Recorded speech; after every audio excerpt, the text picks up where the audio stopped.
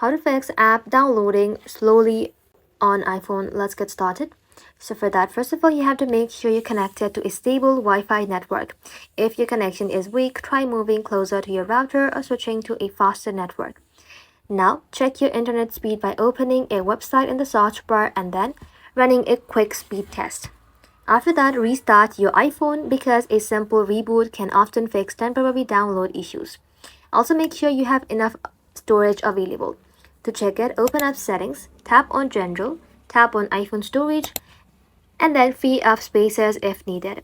If the problem still persists, scroll down, tap on Apps, scroll down, tap on App Store, and make sure automatic download and app download are configured the way you want. After that, finally, simply tap on General, tap on Software Update, and make sure that you're updated to the latest software version of your mobile device. That's it. Thank you all for watching. If this video was helpful, consider subscribing to our channel and liking this video.